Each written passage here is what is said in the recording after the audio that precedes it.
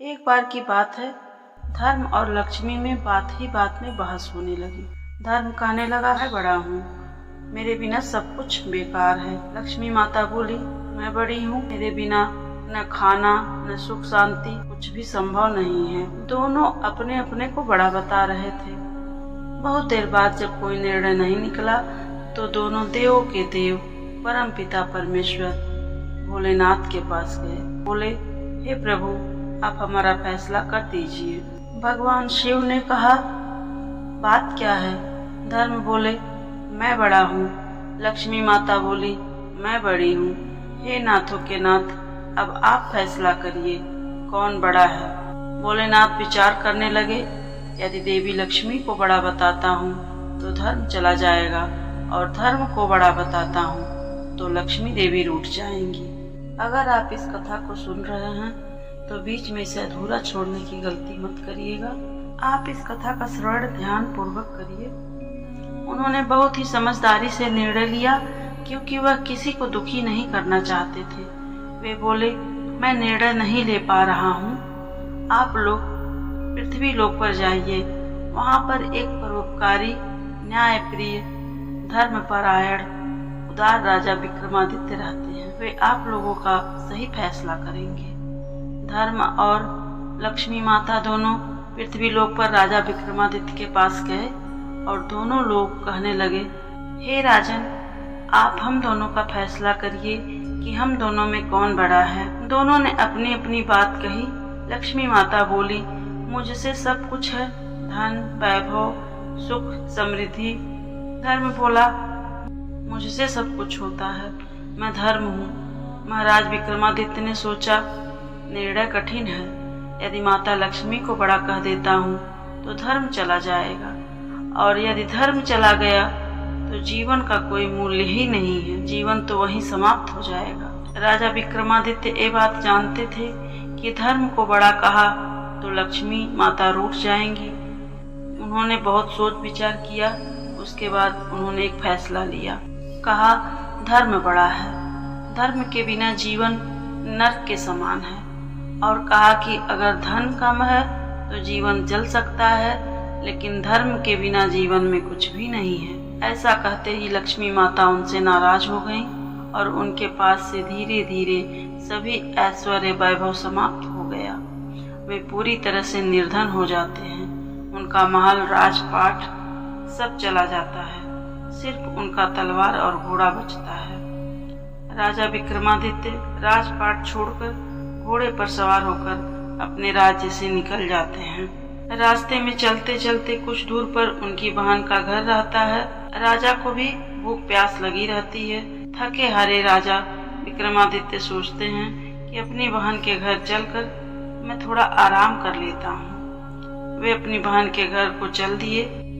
जब वे थोड़ा घर के नजदीक पहुँचे, बहन को उनके सैनिकों ने सूचना दी, आपके भाई आ रहे हैं। बहन ने पूछा, कैसे आ रहे हैं? सैनिक कहते हैं, वह फटेहाल और बीमार दिखाई दे रहे हैं, उनके कपड़े फटे हुए हैं, वह अत्यधिक दीनहीन स्थिति में है।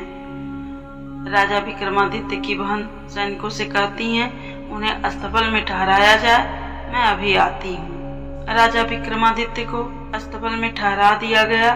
उनकी बहन ने खाने में जोकर की रोटी भिजवाई। राजा विक्रमादित्य ने रोटी को देखा तो रोटी को प्रणाम कर वहीं जमीन में दबा दी और पृथ्वी माता से निवेदन किया, हे माता, मैं यह रोटी वापस आकर आपसे लूंगा, कृपया इसे सुरक्षित रखिएगा। हे पृथ्वी माता, आपको प्रणाम। और वह बिना किसी से कुछ कहे वहां से चल दिए। कुछ दिनों के बाद वह अपने घनिष्ठ मित्र के घर पहुंचे। उनके मित्र ने उनका बहुत स्वागत सत्कार किया और खाने के लिए आग्रह किया। जिस स्थान पर राजा को खाना खिलाया जा रहा था, वहां पर राजा के मित्र की पत्नी का नौलखा हार खूंटी पर टंगा था। देखते देखते खूंटी हार को ग्रहण करने लगी। खूंटी ने पूरी तरह से हार को अपने अंदर समा लिया। राजा विक्रमादित्य यह सब देख रहे थे। वह समझ गए कि माता लक्ष्मी को मैंने नाराज किया है, यह सब इसी कारण हो रहा है। मित्र की पत्नी ने खूंटी में हार को न देखकर कहा, इन्हीं ने मेरा हार लिया है। यह निर्धन हो चुके हैं और इनका सब धन दौलत चला गया है। इनके मन में लालच आ गया है। इन्होंने ही मेरा हार लिया है। राजा के मित्र ने अपनी पत्नी को बहुत समझाया, लेकिन वह नहीं मानी। राजा विक्रमादित्य ने कोई सफाई नहीं दी। वह उसी समय वहां से चुपचाप चल दिए। चलते चलते दूसरे शहर पहुंचे। राजा बहुत ज्यादा थक चुके थे। एक पेड़ के नीचे विश्राम करने लगे। ठंडी ठंडी हवा चल रही थी। उनको नींद आ गई। उधर चोर राजा के खजाने से चोरी कर कर भाग रहे थे। राजा के सिपाही चोर का पीछा कर रहे थे। सिपाही के डर से चोर चोरी का सामान वही पेड़ के नीचे राजा विक्रमादित्य के पास, जहां वह आराम कर रहे थे, रख कर भाग गए। सिपाही पीछा करते हुए उसी पेड़ के पास पहुंचे। चोरी का सामान वहां पर रखा देखा। वह राजा विक्रमादित्य को चोर समझ लेते हैं और चोर समझकर उनको राजा के सामने पेश करते हैं। राजा ने आदेश दिया कि इसको सजा मिलनी ही चाहिए। कहा कि इसके हाथ पैर दोनों काट कर बीच चौराहे पर बैठा दो। जो भी गुजरे इसको 5-5 जूते मारो। इसको देखकर सभी को सीख मिलेगी और कोई भी हमारे राज्य में चोरी नहीं करेगा। राजा विक्रमादित्य के हाथ पैर काट दिए गए और उनको चौराहे पर बैठा दिया गया। जो भी उधर से गुजरता सब लोग उनको जूते मारते थे। फिर भी राजा विक्रमादित्य सब कुछ शांत होकर सहन कर रहे थे। एक दिन एक तेली वहां से गुजरता है। राजा विक्रमादित्य ने कहा, भाई मुझे थोड़ा तेल दे दो, मुझे मक्खी काट रही है, तेल लगा दो। तेली बोला, मैंने तुम्हें जूते नहीं मारे, यह क्या कम है? तुम्हें तेल देने से क्या मेरा तेल बढ़ जाएगा? फिर वह कुछ सोचकर तेल घाव में लगा दिया और चला गया। उस दिन उसकी खूब बिक्री हुई और तेल ज्यों का त्यों बना रहा। वह बहुत खुश हुआ। घर आने पर पत्नी बोली, आज बहुत ज्यादा खुश हो, क्या बात है? उसने सारी बात बताई और कहा कि वह चौराहे पर बैठा हुआ चोर कोई साधारण व्यक्ति नहीं है, वह जरूर ही कोई दिव्य आत्मा है। हम लोगों के पास बच्चे नहीं हैं, उसे हम घर ले आएंगे, उसकी सेवा करेंगे। हम बहुत वृद्ध भी हो चुके हैं, वृद्धा अवस्था में हमें संतान का सुख भी प्राप्त हो जाएगा। तेली राजा के पास गया। कहा, राजा जी मेरे पास कोई संतान नहीं है, हम उस फकीर चोर को घर ले जाना चाहते हैं। राजा को उसकी कोई जरूरत नहीं थी। उन्होंने कहा, ले जाओ, वह तो हमारे नगर का बोझ ही है। तेली उसको अपने घर ले आया। वह तेली राजा विक्रमादित्य को अपने पुत्र की तरह प्रेम करता था। उनके दिन अच्छे से गुजरने लगे। राजा की एक बेटी थी, वह बहुत बुद्धिमान थी। वह दीपक राग गाती थी और राग गाकर दीप प्रज्वलित करती थी। रात में सबके सो जाने पर फिर बुझा देती थी। लेकिन एक दिन ऐसा हुआ कि दीपक थोड़ी ही देर में जल उठे। वह सोचने लगी, ये कैसे हो गया? दूसरे दिन भी राजकुमारी ने दीपक जलाए। कुछ ही समय बाद दीपक को बुझा दिया, लेकिन दीपक कुछ समय बाद फिर जल उठे। राजा विक्रमादित्य भी दीपक राग गाते थे, जिसके कारण वह दीपक फिर से जल जाते थे।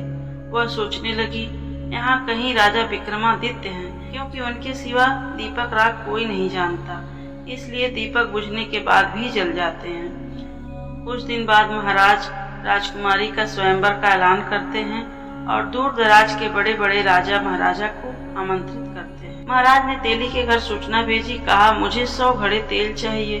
तेली परेशान हो गया। सोचा, एक दिन में 100 घड़े तेल तो नामुमकिन है। राजा विक्रमादित्य तेली से कहते हैं, तेल की व्यवस्था हो जाएगी, आप परेशान न होइए।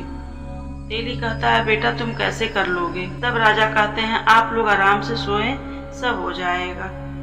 दूसरे दिन सुबह तेली हैरान रह गया, क्योंकि 100 घड़े में तेल भरकर रखा हुआ था। राजा विक्रमादित्य ने अपने तपोबल से सभी घड़ों में तेल भर दिया था। विक्रमादित्य ने तेली से कहा, मुझे भी स्वयंवर में जाना है। तेली बोला, बेटा तुम कैसे जा सकते हो? राजा बहुत नाराज होगा। जब विक्रमादित्य नहीं माने, तब तेली ने तेल पहुंचाने के बहाने विक्रमादित्य के साथ राजा के यहाँ जा बैठा। राजकुमारी जयमाला लेकर सब जगह देखती हुई राजा विक्रमादित्य को ढूंढ रही थी। राजकुमारी ने निश्चय कर लिया था कि वह राजा विक्रमादित्य से ही विवाह करेंगी। सभी राजा महाराजा को बैठने के लिए सिंहासन की व्यवस्था की गई थी और सभी उस पर आराम से बैठे हुए थे और राजा विक्रमादित्य एक कोने में बैठे हुए थे। राजकुमारी की नजर कोने में बैठे व्यक्ति पर जाती है। राजा विक्रमादित्य के शरीर से दिव्य तेज प्रकाशित हो रहा था। राजकुमारी राजा विक्रमादित्य के पास पहुंचती है और उनके गले में जयमाल डाल देती है। स्वयंवर में उपस्थित सभी राजा बहुत नाराज होते हैं। उन्हें अपमान महसूस होता है। नाराज होकर सभा से चले जाते हैं। इधर राजकुमारी हट कर लेती है कि मैं इसी पुरुष से विवाह करूंगी। सभी लोगों ने राजकुमारी को बहुत समझाया बुझाया, लेकिन राजकुमारी ने किसी की बात नहीं सुनी। तब सभी लोगों ने इस विवाह को स्वीकार कर लिया। वह खुशी खुशी उनके घर चली गई। तेली सोचने लगा, राजकुमारी मेरे घर कैसे रहेंगी, लेकिन राजकुमारी तेली के घर राजा विक्रमादित्य के साथ आराम से रहने लगी। एक दिन विक्रमादित्य ने राजकुमारी से कहा कि हे राजकुमारी, आप अपने घर जाइए और सभी से कहना कि मेरे पति को हिरण का मांस खाना है। राजकुमारी अपने पति की बात इनकार न कर सकी। वह अपनी माँ के घर गई। भाभियों से बोली, मुझे हिरण के मांस खाने की इच्छा है।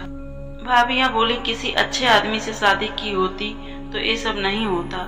राजकुमारी बिना कुछ बोले वहाँ से चली आई। जो वहाँ हुआ वह सब विक्रमादित्य को कह सुनाया। विक्रमादित्य ने राजकुमारी से कहा, तुम फिर अपने मायके जाओ।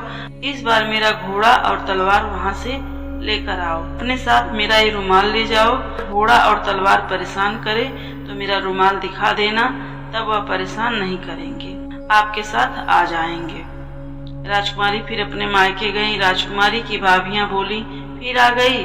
राजकुमारी कहती है, आज मैं हिरण का मांस लेने नहीं आई हूँ, मैं अपने पति का घोड़ा और तलवार लेने आई हूँ।